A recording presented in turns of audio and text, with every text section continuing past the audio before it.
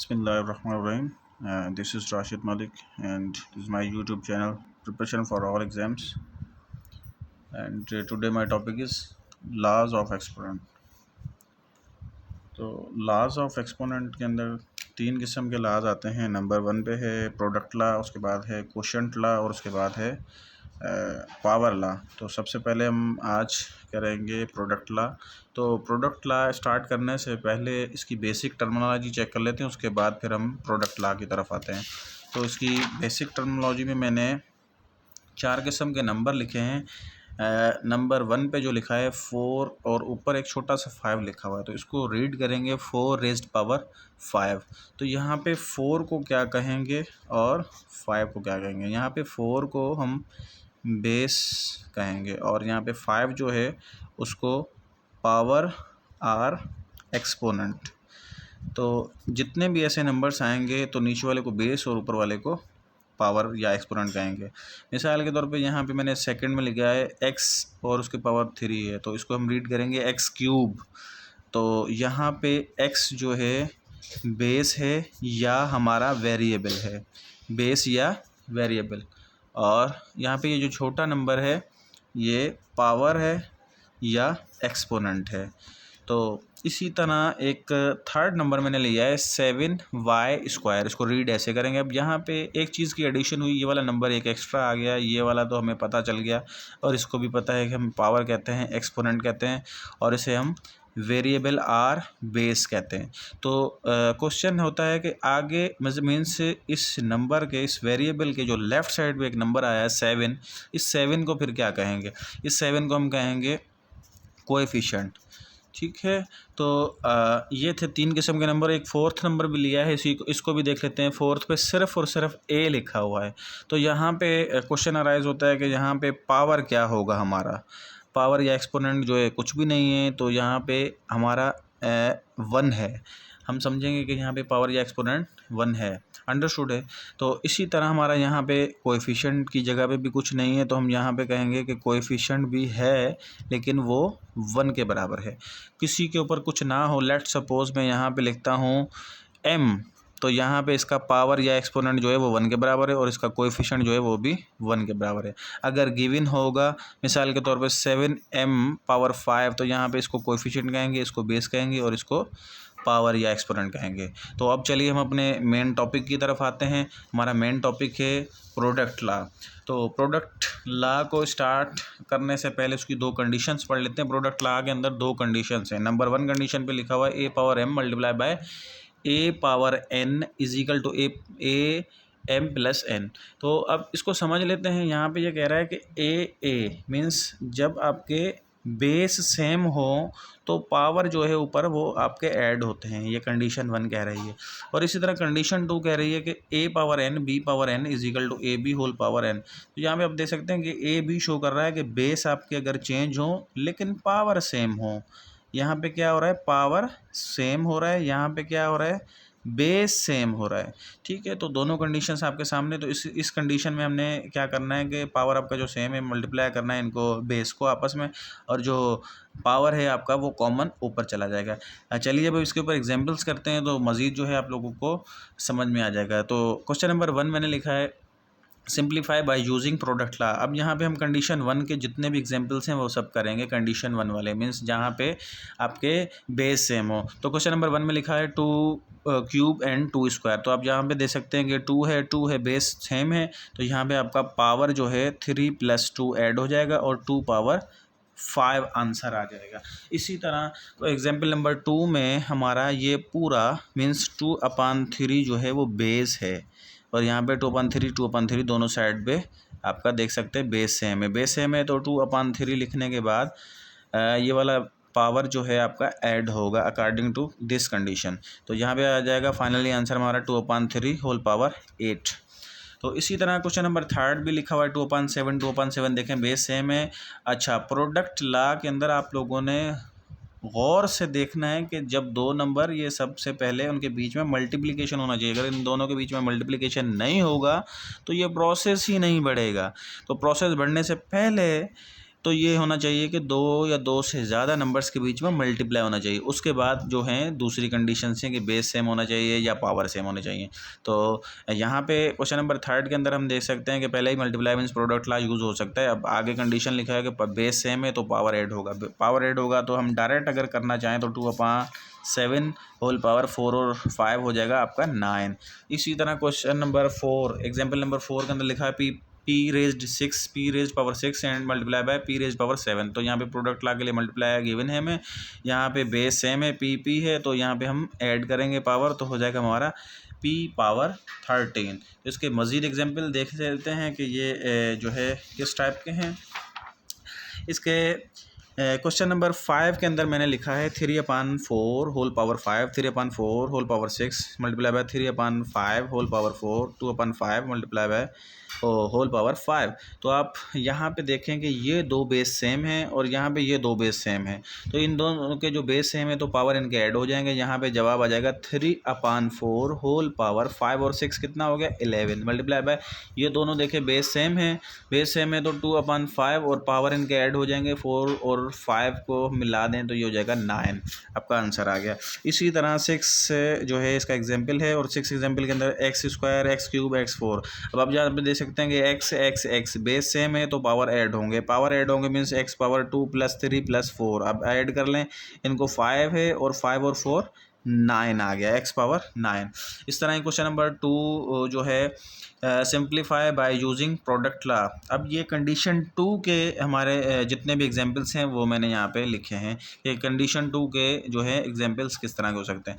अब कंडीशन 2 मैंने पहले भी जो है पहले पेज के ऊपर भी मैंने मेंशन की थी, अब दोबारा भी कर देते हैं। a power n multiply by b power n = ab whole power n। अब ये शो कर रहा है कि बेस सेम ना हो लेकिन पावर सेम हो, उसका पहली जो कंडीशन है उसका ये उलट है, उसका रिवर्स है। अब यहाँ पे क्वेश्चन नंबर 1 में लिखा हुआ है 3/7 whole power square 4/5 whole square. अब आप यहाँ पे देख सकते हैं बेस चेंज है लेकिन पावर सेम है, तो पावर जो है कॉमन ऊपर चला जाएगा, तो यहाँ पे हम लिखेंगे 3/7 मल्टीप्लाई बाय 4/5 होल पावर और जो है 2 ऊपर चला गया। अब आप यहाँ पे देख सकते हैं प्रोडक्ट ये फ्रैक्शन में कोई टेबल वेबल लग रहा है तो लगाएंगे, अदरवाइज़ ऊपर वाले आपस में मल्टीप्लाई नीचे वाले आपस में मल्टीप्लाई। तो इसका आंसर फाइनली आ जाएगा 3 4 = 12 एंड 7 5 = 35 होल स्क्वायर। ये हमारा आंसर आ गया। क्वेश्चन नंबर इसका जो है 2 उसके अंदर लिखा है x³ मल्टीप्लाई बाय y³। तो यहाँ पे भी देख सकते हैं कि बेस सेम नहीं है, तो दैट्स वाई हम xy लिखने के बाद पावर जो है कॉमन ऊपर चला जाएगा। एग्जाम्पल नंबर 3 में लिखा हुआ है a/b b/a। अब ये दिखने में आपको एक जैसे लग रहे होंगे लेकिन ये एक जैसे हैं नहीं। यहाँ पे बेस है a/b, यहाँ पे बेस है b/a। यहाँ पे पहली कंडीशन यूज़ नहीं होगी, तो यहाँ पे सेकंड कंडीशन में हमारा था कि पावर सेम हो जाए। पावर सेम है यस, तो यहाँ पे हम अंदर वाले जो बेस हैं वो मल्टीप्लाई करेंगे और जो हमारा पावर है वो कॉमनली ऊपर चला जाएगा। अब यहाँ पे देखें b में कट गया, a में कट गया, तो यहाँ पे हमारा आ गया 1/1 होल क्यूब, नीचे वाला 1 गायब हो जाएगा, 1³ = 1। तो हमारा आंसर इसका आया फाइनली ये 1 के बराबर है। अब इसी तरह इसका लास्ट एग्जांपल है x⁵, y⁵, z⁵। तो अब यहाँ पे देख सकते हैं तीनों जो है आपके जो है बेस अलग हैं लेकिन पावर सेम है, तो यहाँ पे हम लिख सकते हैं x y z whole power 5। तो ये हमारा आंसर आ गया। अब इन दी एंड अब ये इस तरह के एग्जाम्पल हैं जिनके अंदर एट द सेम टाइम आपके दोनों कंडीशंस यूज़ होंगी। अब क्वेश्चन नंबर 5 के अंदर लिखा हुआ है y⁵, x11 और y⁵। तो अब यहाँ पे आप टेंशन आ रही होगी कि हम कौन सी कंडीशन यूज़ करें, लेकिन कौन सी कंडीशन यूज़ करने से पहले अल्फ़ाबेटिकली x को आप आगे लिख लें, यहाँ पे 11 लेफ़्ट साइड पे आगे मीन्स लेफ़्ट साइड पे, और बाकी जो y हैं उनको आप जो है राइट साइड पे लिख लेने के बाद y वाले देखें ये बेस सेम है, तो यहाँ पे कंडीशन नंबर 1 यूज़ होगी। और कंडीशन नंबर 1 क्या कह रही थी कि बेस सेम हो तो पावर विल बी एडेड। तो यहाँ पे x⁻11 आ जाएगा और y को अगर आप ऐड कर लें, y 5 और 6 ऐड कर लें तो 11 हो गया। अब देखें यहाँ पे सेकंड कंडीशन भी यूज़ हो रही है कि बेस सेम ना हो लेकिन पावर सेम हो, तो x y पावर जो है कॉमनली ऊपर चला जाएगा। इसी तरह क्वेश्चन नंबर 6 है वो उसके अंदर भी रैंडमली हमारी जो है ना क्वेश्चन लिखा हुआ है कि x⁵, y⁵, x⁸, y⁸, y⁵। तो यहाँ पे हमने पहले तो x को x के साथ लिख लेना है, x⁵ x power 8, y power 6 and y power 7 लिख लेने के बाद अब आप यहाँ पे देखें कंडीशन नंबर 1 यूज़ हो रही है, पावर सेम, बेस सेम, तो पावर ऐड होगा, पावर ऐड होगा, 5 और 8 हो गया 13 मल्टीप्लाई बाय यहाँ पे बेस सेम, तो पावर विल बी एडेड, तो पावर को ऐड करें 6 और 7 13। अब यहाँ पे सेकंड कंडीशन यूज़ हो रही है। सेकंड कंडीशन क्या कहती है कि बेस सेम ना हो, पावर सेम हो, तो पावर जो है कॉमनली ऊपर चला जाता है। तो यहाँ पे एट द सेम टाइम आपके दोनों कंडीशंस यूज़ हुई। अब इन द एंड ये हमारा टॉपिक एंड हुआ, और इसके एंड में जो है अब कुछ एमसीक्यूज़ मैंने 6 बनाए हैं कि इस टॉपिक में से 6 एमसीक्यूज़ किस टाइप के, मतलब इससे ज़्यादा भी आ सकते हैं, लेकिन मैंने एक जो है इस टॉपिक को क्लियर करने के बाद इसके 6 जो है एमसीक्यूज़ बनाए हैं। नंबर 1 एमसीक्यूज़ में लिखा हुआ है 3/4 हो स्क्वायर मल्टीप्लाई बाय 4/3 स्क्वायर। तो इसका जवाब क्या आना चाहिए? तो आप सबसे पहले तो ये देखेंगे इसके अंदर जो है कंडीशन नंबर 2 यूज़ होगी, और 2 यूज़ कैसे होगी कि यहाँ पे देखें 3/4 है और 4/3 है, पावर कामन ऊपर चला जाएगा, 4 4 में कट जाएगा, 3 3 में कट जाएगा, 1/1 होल स्क्वायर, नीचे वाला 1 गायब हो जाएगा, 1 का स्क्वायर 1, तो हमारा आंसर आना चाहिए 1। तो आप यहाँ पे देखें क्वेश्चन नंबर 1 का ए में 1 मौजूद है, तो यहाँ पे राइट ऑप्शन हुआ ए। क्वेश्चन नंबर 2 में लिखा हुआ है x square plus y square is equal to. अब यहाँ पे मैंने आप लोगों को पहले भी बताया था कि प्रोडक्ट लॉ के अंदर सबसे पहली कंडीशन ये है कि 2 नंबर्स या 3 नंबर्स के बीच में या उससे ज़्यादा के नंबर्स के बीच में मल्टीप्लाई होना चाहिए। तो यहाँ पे हमारा गिवन ही क्या है? एडिशन। तो यहाँ पे तो प्रोडक्ट लॉ आगे हम चेक ही नहीं करेंगे कि प्रोडक्ट लॉ इस पर लगता ही नहीं। प्रोडक्ट लॉ कहता ही है कि बीच में मल्टीप्लिकेशन की निशानी होनी चाहिए। तो यहाँ पे मैंने ऐसा कंफ्यूज करने के लिए एक क्वेश्चन दिया कि x square plus y square के ऊपर प्रोडक्ट लॉ यूज़ ही नहीं होगा, ना ये ऑप्शन होगा, ना ये ऑप्शन होगा, ना ये ऑप्शन होगा। तो यहाँ पे जो है आपका नन ऑफ दीज होगा। ठीक है, तो इसके बाद जो है क्वेश्चन नंबर 3 के अंदर लिखा हुआ है x power 3 multiply by y power 5। तो आप जहाँ पे देख सकते हैं कि पहली बात तो ये कि मल्टीप्लाई दिया मीन्स प्रोडक्ट लॉ यूज़ हो सकता है। प्रोडक्ट लॉ यूज़ तो हो सकता है, लेकिन अब इसकी कंडीशन चेक करते हैं। कंडीशन 1 है कि बेस सेम होना चाहिए, नहीं है सेम। चलें, दूसरी कंडीशन में था कि बेस सेम नहीं है तो पावर सेम होना चाहिए, पावर भी सेम नहीं है। मीन्स प्रोडक्ट लॉ की ना कंडीशन 1 यूज़ हुई ना 2 यूज़ हुई, तो इस हिसाब से ना इसका ये आंसर आएगा ना इसका ये आंसर आएगा। इसका बस फाइनली अगर इसका आंसर निकालना चाहें तो इसी को मिला के लिख देंगे x³ y 5। तो इसका राइट ऑप्शन यहाँ पे सी आना चाहिए। यस, तो क्वेश्चन नंबर 4 के अंदर लिखा 1/2 square whole square multiply 1/2 whole cube multiply by 1/2 पे ऊपर पावर 0। तो अब यहाँ पे कंडीशन नंबर 1 ही यूज़ हो गई हमारी। कंडीशन नंबर 1 में क्या था? Base same. तो देखें 1/2 बेस सेम है, तो यहाँ पे अगर आप बेस जो है 1/2 2 प्लस इसका पावर 3 प्लस 0 आप ऐड कर लें, 1/2 2 प्लस 3 5 5 प्लस 0 5। अब 1/5 हो पावर, इसको हम यूँ भी लिख सकते हैं, मीन्स ये होल पावर 5 का मतलब है कि 1 के ऊपर भी 5 है और 2 के ऊपर भी 5 है।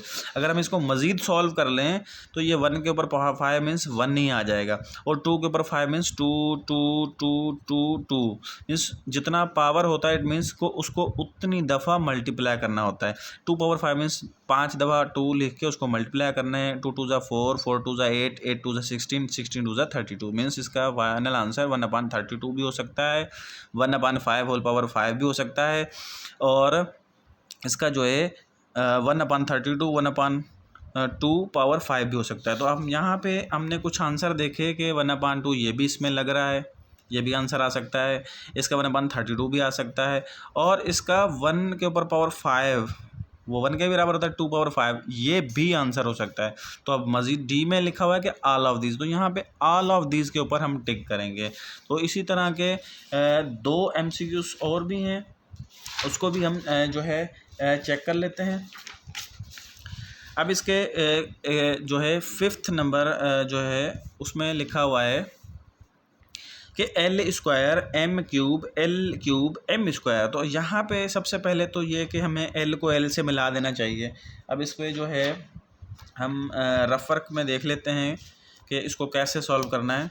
अब यहाँ पे देखें कि L को L से मिला लीजिए, L² multiply by L³ M cube और एम स्क्वायर। तो यहाँ पे बेस सेम हो गया, पावर ऐड होगा, पावर ऐड होगा एल पावर 5, यहाँ पे एम पावर 5। अब यहाँ पे सेकंड कंडीशन यूज होगी, बेस सेम नहीं है लेकिन पावर सेम है, तो एल एम होल पावर 5। तो एल एम होल पावर 5 यहाँ पे देख लेते हैं किस ऑप्शन में है, यहाँ पे बी ऑप्शन में है, तो राइट ऑप्शन बी होगा। अब क्वेश्चन नंबर 6 तो बिल्कुल ही आसान है, इसके अंदर दिखा हुआ है 3 स्क्वायर मल्टीप्लाई बाय 3 के ऊपर क्यूब है। तो यहाँ पे आप देख सकते हैं कि बेस सेम है तो पावर ऐड होना चाहिए, पावर ऐड होगा 3 पावर 5 आएगा। लेकिन कभी भी आंसर निकालने के बाद जल्दबाजी नहीं करनी होती, उसको चेक कर लेना चाहिए। यहाँ पे 3 पावर 5 तो है, राइट ऑप्शन भी है, लेकिन 3 पावर 5 को अगर हम मज़ीद करना चाहें तो 3 3 3 3 और 3 मीन्स 3 को 5 टाइम्स लिखने के बाद मल्टीप्लाई करें, 3 3 जा 9, 9 3 जा 27, 9 9 3 3 जा 9, 9 3 जा 27, 27 3 जा 81, 81 3 जा 243। तो यहाँ पे 243 भी राइट है और सी में लिखा है बोथ ए बी।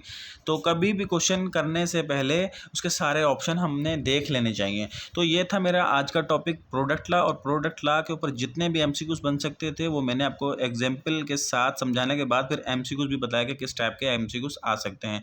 तो ये ना सिर्फ पीएसटी जीएसटी के लिए काम का टॉपिक है, ये आपके किसी भी एग्जाम में, किसी भी टेस्टिंग सर्विसेज में इस टाइप के क्वेश्चंस आ जाते हैं, तो इनको इस तरीके से सॉल्व किया जा सकता है। तो मेरा ये यूट्यूब चैनल है, इसे सब्सक्राइब कीजिए और बेल आइकन पर क्लिक कीजिए ताकि मेरी हर आने वाली वीडियो आप लोगों को बआसानी मिल सके। थैंक यू, अल्लाह हाफिज़।